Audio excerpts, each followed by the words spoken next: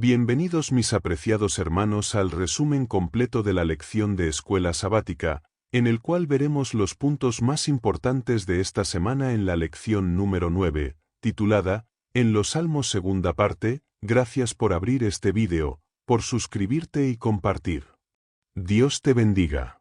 Los salmos seleccionados la semana anterior se centraron en el pueblo de Dios y en su preparación para la venida del Señor.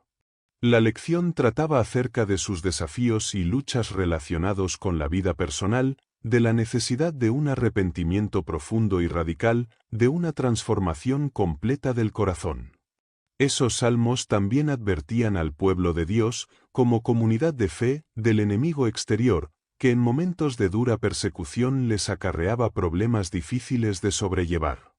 Los 4 salmos seleccionados esta semana dirigirán nuestra atención hacia Dios.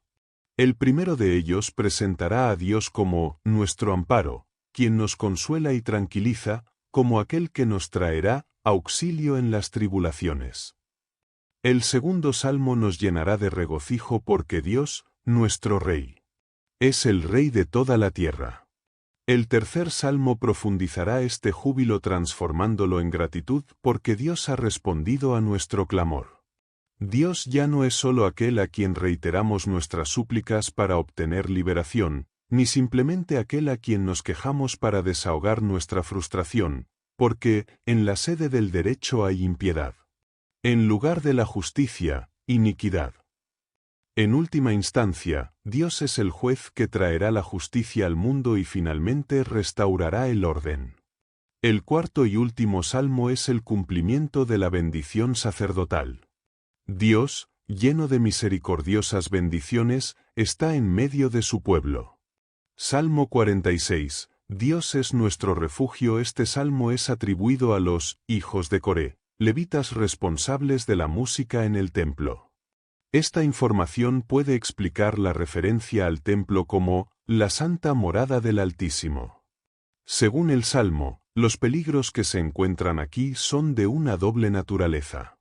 No son solo de orden natural, como en una especie de terremoto cósmico en el que intervienen elementos terrestres y acuáticos. También las montañas son sacudidas y los montes son arrojados al fondo del mar. Los peligros cataclísmicos se deben también al violento ataque de los enemigos humanos, como vemos en la frase, braman las naciones. Su furia cataliza un movimiento paralelo que culmina en el colapso de todos los reinos terrenales. El pueblo de Dios, víctima inmediata de esta doble catástrofe, es identificado como el interlocutor del Salmo, que encarna su reacción ante la catástrofe apocalíptica, no temeremos. A la doble embestida de la naturaleza y de las naciones, el pueblo de Dios responde con una doble defensa que proviene tanto de la naturaleza como de Dios. Por un lado, el río de la ciudad de Dios trae alegría. Este río caudaloso evoca las aguas curativas que brotan de la Nueva Jerusalén y los ríos que manaban del jardín del Edén. La misma imagen reaparece en Apocalipsis para describir la Nueva Jerusalén. Por otra parte, Dios mismo está implicado. Dios, que está en medio de la ciudad santa, es llamado nuestro refugio y nuestro amparo y fortaleza en la angustia. Nótese la armonía cósmica entre el Dios de la creación y la naturaleza. Dios controla los elementos, al igual que Jesús lo hizo con el mar. La confrontación cósmica se refiere a los últimos acontecimientos del gran conflicto, que opondrán el campamento de Dios representado por el Monte Santo, la Sión celestial, a las naciones. El Salmo resuena con la visión de la profecía apocalíptica de la última batalla de la historia humana tal como se describe en Daniel 11, 45 y Apocalipsis 16, 16. El Salmo termina con la seguridad de la presencia de Dios con nosotros.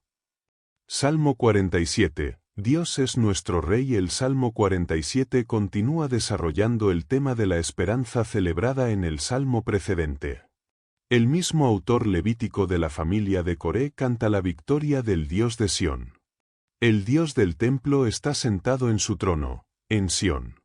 Ahora que se ha alcanzado el triunfo, la victoria completa sobre el enemigo, Dios es aclamado como Rey.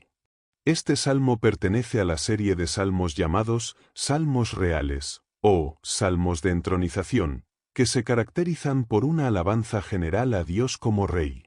Cabe destacar que el Salmo 47 fue utilizado posteriormente en la liturgia judía de Rosh Hashaná, Año Nuevo, el primer día del primer mes, Tisri, del calendario judío. El toque de trompeta que se menciona en el Salmo 47:5 sirve de base para tocar el shofar ese día, para celebrar la esperanza de que Dios reinará un día sobre todas las naciones. Además, las naciones que ahora alaban a Dios son las mismas que han sido derrotadas en la guerra. Apocalipsis se refiere al mismo fenómeno cuando habla de la sanidad de las naciones, en el contexto de la Nueva Jerusalén. En el antiguo Israel, la palabra naciones, Goyim, designaba a los enemigos de Israel. Ahora, en este nuevo entorno, las naciones ya no se identifican contra el pueblo de Dios. Ahora se han convertido en parte del pueblo de Dios. El acontecimiento del Éxodo se utiliza como modelo para sugerir la conquista espiritual de la Nueva Canaán. Las expresiones paralelas, herencia y la hermosura de Jacob, se refieren a la conquista de la tierra prometida, que incluía a las naciones circundantes que habían sido conquistadas. El Salmo concluye con la visión escatológica de Israel y de todos aquellos que reconocen la soberanía de Dios. Salmo 75. Dios es nuestro juez. El Salmo 75 es memorable por las tres impresionantes imágenes utilizadas para designar los respectivos actos judiciales de Dios. En primer lugar, el temblor de la tierra, que se ha desmoronado y ha perdido sus cimientos. Es como si el Salmo describiera nuestro mundo actual, lleno de caos y desorden, un mundo que ha perdido toda estabilidad, todo pilar o punto de referencia moral. Dios, como juez, recuerda a su pueblo que restaurará la estabilidad de las columnas. La segunda imagen es la de la copa llena de vino embriagante que Dios derrama sobre los malvados. Los impíos beben este vino copiosamente. Del mismo modo, el libro de Apocalipsis se refiere a menudo a la copa de la ira de Dios. La tercera imagen es la de los cuernos. Los cuernos son un símbolo de poder y dignidad. En cada etapa, el juicio de Dios trae justicia a la comunidad distorsionada. Dios quiebra el poder de los pecadores y exalta al justo cuyo cuerno fue derribado. El juez divino restaura, pues, el orden trastornado por los poderes del mal. La misma esperanza se promete en el libro de Eclesiastés. Después de haber deplorado el trastorno del orden en la tierra, Salomón espera que Dios juzgará al justo y al impío. Porque hay tiempo para todo lo que se quiere y se hace. Haciéndose eco de este sentimiento, el ángel de Apocalipsis 14 habla del mismo doble juicio. Por un lado, el ángel promete que los que adoran a la bestia, que representa a la iglesia engañosa, beberá del vino de la ira de Dios.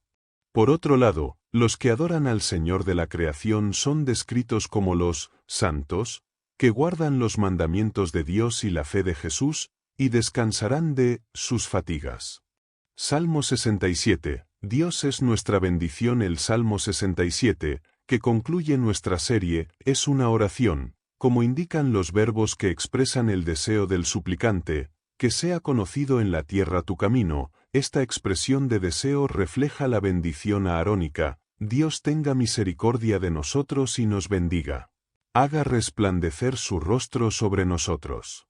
Aunque no se identifica explícitamente al orador, el encabezamiento que se refiere al músico principal y la evocación de la bendición sacerdotal sugieren que se trata de un sacerdote que está al frente de una congregación.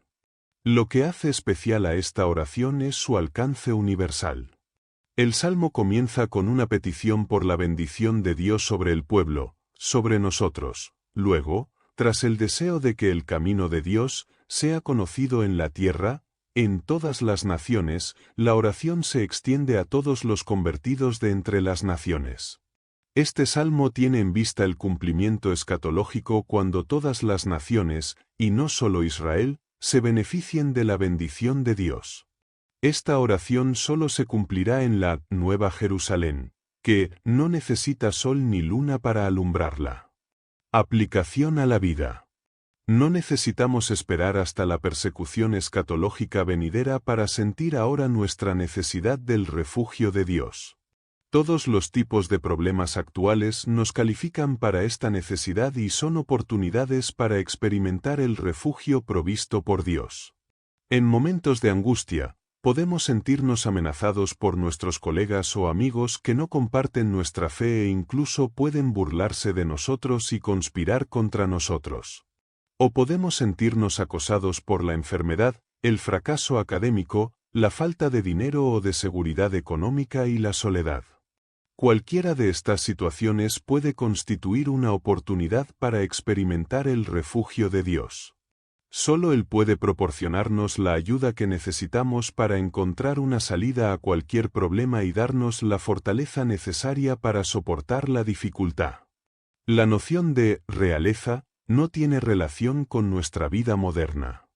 Sin embargo, es una noción importante que nos ayudará en situaciones humillantes a no sentirnos abatidos y desesperados. El gran Rey de toda la tierra cuida de ti. Como hijos suyos, muy pronto heredaremos su promesa.